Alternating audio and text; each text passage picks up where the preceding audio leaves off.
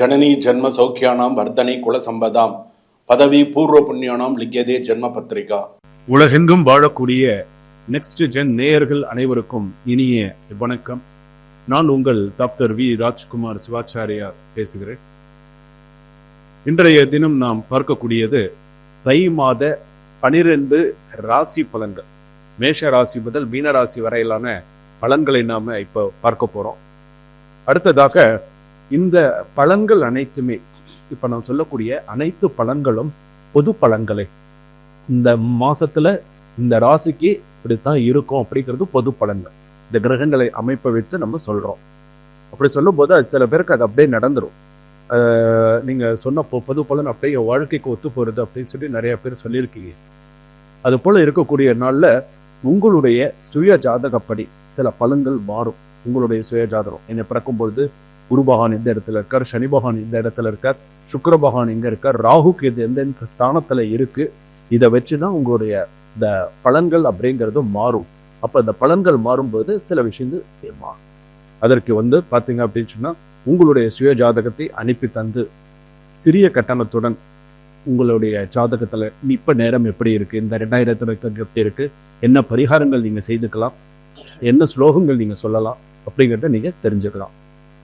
அது அப்படி நீங்க ஃபுல்லா நீங்க தெரிஞ்சுக்கலாம் உங்களுடைய சுய ஜாதகத்தை. அடுத்ததாக பாத்தீங்க அப்படின்னா இந்த தை மாசத்துல என்னென்ன சிறப்புகள் நமக்கு இருக்கு. தை மாசம்னாலே பிறந்தால் தை பிறந்தால் வழிபிறக்கம் அப்படின்னு சொல்லுவாங்க. எல்லாருக்குமே அது ஒரு நம்பிக்கை.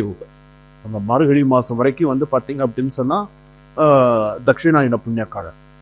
தை மாசத்துல இருந்து பாத்தீங்கன்னா உத்தராயண புண்ணிய காலம் ஆரம்பிச்சது. அப்ப அது உத்தராயண புண்ணிய காலம் வரும்போது மக்களுக்கு ஒரு சந்தோஷம். தை பிறந்தா நமக்கு ஏதாவது வழி பிறக்கும், ஒரு கல்யாணம் நடக்கும், ஏதாவது ஒரு நல்ல விஷயங்கள் நமக்கு நடக்கும், ஒரு வேண்டுதல் நிறைவேற்றுவாங்க, ஏதாவது ஒரு நல்ல விஷயங்கள் அந்த தை மாசத்துலேருந்து அவங்களுக்கு நடக்கும் அப்படிங்கிறது ஒரு ஏழு. அடுத்ததாக இந்த தை மாசம் அப்படிங்கிறது பாத்தீங்கன்னா சூரிய பகவான் மகர ராசிக்கு பிரவேசிக்கிறது மகர சங்கராந்தி அப்படின்னு சொல்லுவாங்க. மகர சங்கராந்தி அப்படின்னு சொல்லுவாங்க.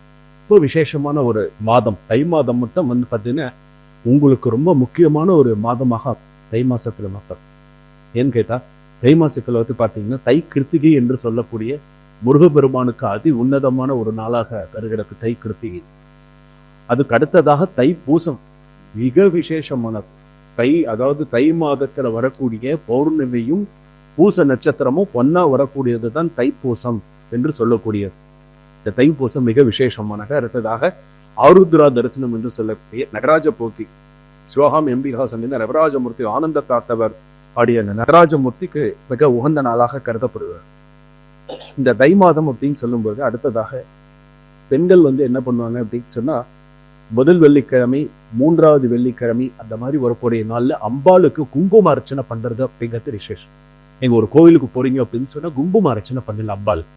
அது லலிதா சஹஸ்ரநாம அர்ச்சனையா இருக்கலாம், இல்ல அஷ்டோத்தரமா இருக்கலாம், எப்படி ஒன்னாலும் இருப்பா. ஆனா குங்கும அர்ச்சனை பண்ணினீங்க அப்படின்னு சொன்னா மிகவும் சிறப்பா பெண்களை. அதே போல ஒரு பிராயச்சித்தம் பண்ணணும், ஒரு பரிகாரம் பண்ணணும், ஒரு முருகப்பெருமானுக்கு ஒரு விஷயம் நான் செய்யணும் அப்படின்னு நீங்க விருப்பப்படுறீங்க சொன்னா தைப்பூசத்துல நீங்க எடுத்து தைப்பூசம் 3 நாள் விரதம் இருக்கு. முதல் நாள் திங்கட்கிழமையும் விரதம் இருங்க. செவ்வாய்க்கிழமை தான் பாத்தீங்க அப்படின்னு சொன்னா தைப்பூசம் மாறுது, முருகப்பெருமானுக்கு உகந்த தினமா எடுத்து மறுநாள் புதன்கிழமை சாயங்காலம் வரைக்கும் உங்களுக்கு பௌர்ணமி. 3 நாளும் விரதம் இருந்தால் சிறப்பு. தைப்பூசம் செவ்வாய், திங்கள், செவ்வாய், புதன் 3 நாளையும் விரதம் இருக்கு. இந்த 3 நாள்ல நீங்கள் இருக்க வேண்டியது, நீங்க சொல்ல வேண்டியது அப்படின்னு சொன்னா உங்களுடைய ஜாதகப்படி நீங்க எடுத்துட்டோம் அப்படின்னு சொன்னா ஒரு நாளைக்கு 12 முறை கந்த சஷ்டி கவசம் படிக்கலாம், 3 முறை வேல் மாறல் படித்தால் ரொம்ப விசேஷமான முதல் நாள் அன்னைக்கு ஆரம்பிச்சு. அதே போல செவ்வாய்க்கிழமை அன்னைக்கு 12 முறை கந்த சஷ்டி கவசம், 3 முறை வேல் மாறல், அதாவது நைவேத்தி சுவாமிக்கு வேல் வச்சு நீங்க பூஜை பண்ணலாம். அதற்கு அடுத்ததாக புதன்கர். இந்த 3 நாளாக நீங்க விரதம் இருந்தீங்க அப்படின்னு சொன்னா உங்களுக்கு மிகவும் சிறப்பு. முதல் விஷயம் என்ன அப்படின்னு கேட்டீங்கன்னா முதல்ல இந்த கோர்ட்டு கேஸ் சம்பந்தமான விஷயங்கள் சக்சஸ் ஆகும். அது என்ன மாதிரி பூர்வீக சொத்து கேஸா இருக்கட்டும் அல்லது விவாகரத்து எதுவா இருந்தாலுமே இந்த தைப்பூசம் நாள்ல விட்டு கொடுக்காது. இந்த நாள்ல நீங்க எது செஞ்சாலும் அது. 2வது எனக்கு திருமண தடை எனக்கு இருந்துட்டே இருக்குன்னு சொன்னா இந்த தைப்பூச விரத நாள் உங்களுக்கு அமோகமா இருக்கும்.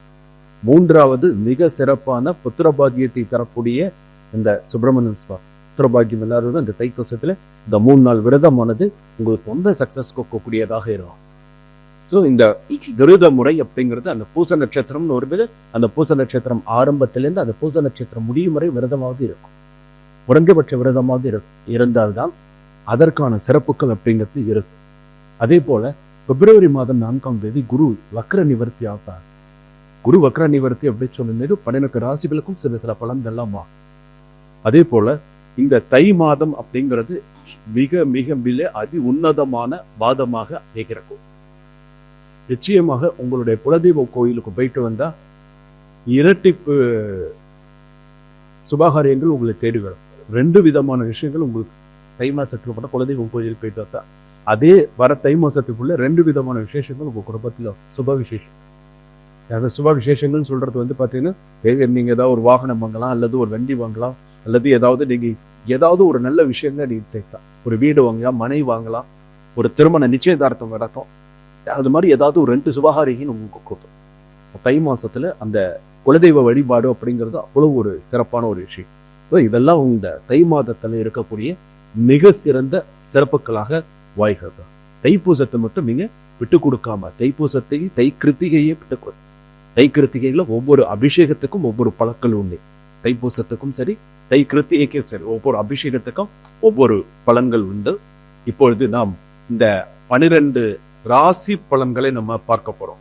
மேஷ ராசியிலிருந்து மீன ராசி வரையிலான தை மாத பலன்கள் எப்படி இருக்கு அப்படிங்கறத நம்ம பார்க்கணும். தனுசு ராசி நேயர்களே, உங்களுக்கு எப்படி இருக்கும்? பூராட நட்சத்திரம் தனுசு ராசி, உத்திராட நட்சத்திரம் தனுசு ராசி, மூல நட்சத்திரம் தனுசு ராசி. இந்த தனுசு ராசிக்கு எப்படி இருக்கும்? 2025 ஆங்கில புத்தாண்டு பிறந்திருக்கு. தை மாத பலன்கள் எப்படி இருக்கும்? பதவி உயர்வு ஏற்படும். பதவி உயர்வு கண்டிப்பாக உங்களுக்கு உண்டு. இடமாற்றம் உண்டு. ஒரு இடத்துல இருக்கீங்க அப்படின்னு சொன்னா, ஒரு வேலை பார்க்குறீங்கன்னு சொன்னா, அந்த வேலையிலேருந்து இன்னொரு இடம் மாறுறதுக்கு உண்டான வாய்ப்பு புக்கு. அதே போல பூராட நட்சத்திரம் தனுசு ராசிக்கு அப்படின்னு சொன்னா, உடல்நலத்துல அதிக கவனம் தேவை. வியாபாரத்துல ஜாதகத்துல இருக்கிறவங்க விருத்தி ஆகும். வியாபார விருத்தி ஆகும். விருத்தின்னு அடுத்தடுத்த ஸ்டெப்ஸ்க்கு உள்ளால ஜாதகப்படி போக முடியும். நிறைய சக்சஸ்ஃபுல்லா சில விஷயங்கள்லாம் செய்ய முடியும் அப்படின்னு சொல்லி தனுசு ராசிக்கு சொல்லி. அடுத்ததாக வந்து தனுசு ராசி பொறுத்த அளவுக்கு என்னென்ன மாதிரியான விஷயங்கள், என்னென்ன மாதிரியான சில இதெல்லாம் செஞ்சீங்க அப்படின்னு சொன்னா உங்களுக்கு நல்லது. தனுசு ராசி பொறுத்த அளவுக்கு சுபகாரியங்கள், புத்திர பாக்கியங்கள் கூடி வரும். நிறைய நல்ல விஷயங்கள்லாம் கண்டிப்பா கூடி வரும், நல்லா இருக்கும். அதே போல மனதிற்கு சந்தோஷமான சில செய்திகள் தேடி வரும், நல்லா இருக்கும். அதே போல உங்களுடைய தாயார் உடல் நலத்துல கவனம் தேவை. தாயார் ரொம்ப மன உளைச்சல்ல இருக்காங்க, தாயார் கொஞ்சம் பாரு, அவங்களுக்கு என்ன ஏதுங்கிறத கேளு. இன்னைக்கு தூரமா இருந்தா கூட ஒரு ஃபோன் பண்ணியாவது அவங்களுக்கு என்ன வேணும், என்ன ஏதுங்கிறத கேளு. ஏன்னா தனுசு ராசி பொறுத்தளவுக்கு உங்களுடைய தாயாருக்கு மன உளைச்சல், உடல்நிலை பாதிப்பு அதிகமாக இருக்கும், ஹாஸ்பிட்டாலிட்டியும் இருக்கு. ஸோ கவனமாக தான் கொஞ்சம் கொண்டு போறதுக்கு நல்ல. தனுசு ராசி பொறுத்தளவுக்கு உங்களுடைய தாயார் உடல், தந்தையார் ஓரளவுக்கு கொஞ்சம் பார்த்துப்பா. சில பேருக்கு தாய் தகப்பன்னு இருக்க மாட்டாங்க. அந்த மாதிரி இருக்கிறவங்க அன்னதானம் கொடுது. இந்த ஏதாவது ஒரு கோவிலில் போய் இந்த தை மாசத்துல ஏதாவது ஒரு அன்னதானம் கொடு. அதுவும் ஏதாவது ஒரு முக்கியமான ஒரு நாளில் உங்கள் கையினால சிவாலயத்துல போய், அம்மா அப்பா எனக்கு இல்லை அப்படின்னு சொன்னால் நீங்கள் போய் அன்னதானம் இருக்கிறவங்க அம்மாவை மொத்தமாவது கொஞ்சம் உடல்நிலையில் கொஞ்சம் அவங்களுக்கு என்ன தேவை என்ன அப்படிங்கிறத கொஞ்சம் பார்த்து செய்யுங்க. 2வது, தனுசு ராசியில் இருக்கிறவங்களுக்கு கூட பிறந்தவங்களுக்கு திருமண யோகம் இன்னும் கூடி வரல. உங்களுக்கு கூட பிறந்திருப்பாங்க இல்லையா, அவங்களுக்கு திருமண யோகம் கூடி வராமல் நீங்கள் ஜாதகத்தை எடுத்துட்டு நிறைய இடத்துக்கு போறீங்க, பார்க்குறீங்க, சில விஷயங்கள் சக்ஸஸ் ஆகிடும்னு நினைக்கிறீங்க. அது சில விஷயங்கள் கூடி வருது, சில விஷயங்கள் கூடி வர மாட்டேங்குது. அதுவே சில மன உளைச்சல்கள் அதிகமாக இருக்கு. கொஞ்சம் அதெல்லாம் கொஞ்சம் பார்த்து செய்யுங்க. இதே போல எந்த ஒரு விஷயத்தையும் யோசிச்சு செய்யுங்க, நிதானிச்சு செய்யுங்க, அவசரப்படாது. தனுசு ராசி வில்லானை சொல்லால் வலை அப்படின்னு சொல்லி இருந்தாலுமே நீங்க கவனமா இருக்கும். இந்த மாதிரியான சில மனதுக்கு சந்தோஷம் தரக்கூடிய வீடு சம்பந்தமான விஷயங்கள், நிறைய நல்ல விஷயங்கள்லாம் இருக்கும். ஆடை ஆபரண சேர்க்கை எல்லாம் இருக்கும், நிறைய நல்ல விஷயங்கள்லாம் இருக்கும். தனுசு ராசி பொறுத்த அளவுக்கு அரசியல் எல்லாம் ஓரளவுக்கு நல்ல அமோகமா இருக்கும்.